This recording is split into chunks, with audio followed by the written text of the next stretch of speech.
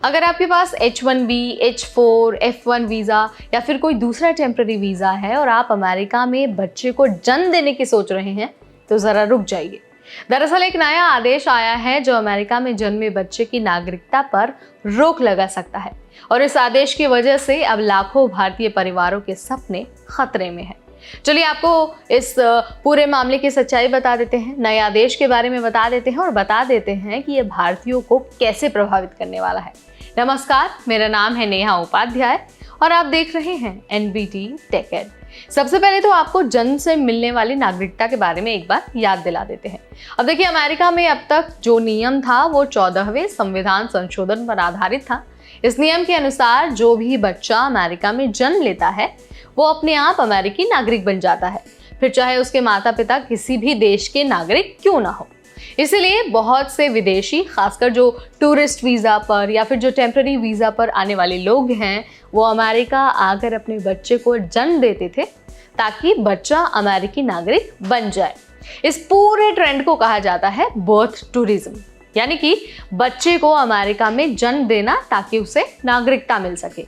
इससे क्या होता था कि जो बच्चा है उसे अमेरिकी स्कूल में जाने का मौका मिलता था, उसे हेल्थ केयर सुविधाएं मिलती थी और उसे फ्यूचर में वीज़ा और ग्रीन कार्ड जैसी सुविधाएं भी मिलती थी। लेकिन अब आ गया है नया आदेश। अब ज़रा ये जान लीजिए कि जो नया आदेश आया है वो क्या है और क्यों लाया गया है। अब देखिए, पिछले कुछ सालों में बर्थ टूरिज्म को लेकर अमेरिका में चिंता बढ़ गई है। कई लोग सिर्फ बच्चों को अमेरिकी नागरिक बनाने के लिए अमेरिका आते थे।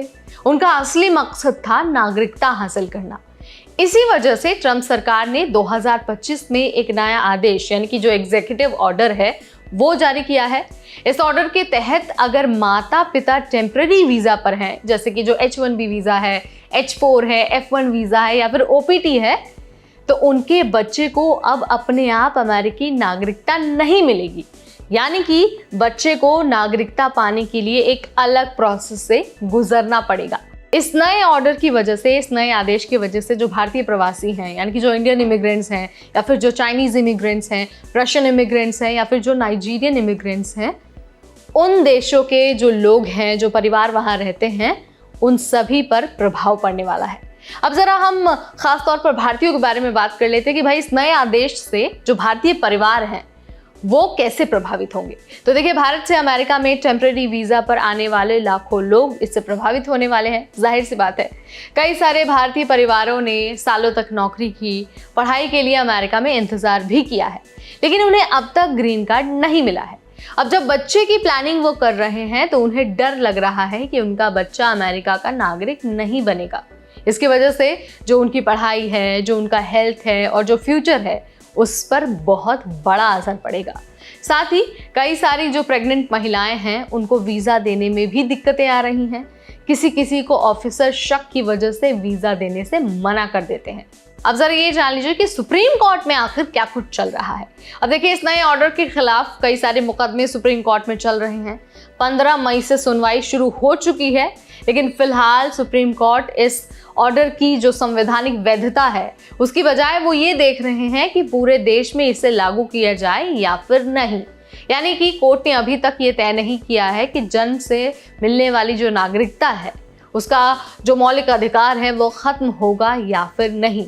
इसी वजह से जो स्थिति है वो अभी भी बहुत अस्थिर है और बहुत सारे लोग इसी की वजह से संदेह में हैं। अब देखिए, अगर आप भारत से टेम्पररी वीज़ा पर हैं और अमेरिका में बच्चे को जन्म देना चाहते हैं तो सबसे पहले तो किसी अच्छे इमिग्रेशन वकील से आप सलाह ले लीजिए। इसके अलावा जो कुछ प्लान बी है, जो ऑल्टरनेट रास्ते हैं, जैसे कि EB-5 वीज़ा हो गया, EB-1 वीज़ा हो गया या फिर जो नेशनल इंटरेस्ट वेवर है, NIW है, आप इनकी भी तलाश कर सकते हैं। आपको अपना प्लान बेहतर करना होगा ताकि आपके बच्चे का जो फ्यूचर है वो सुरक्षित रहे।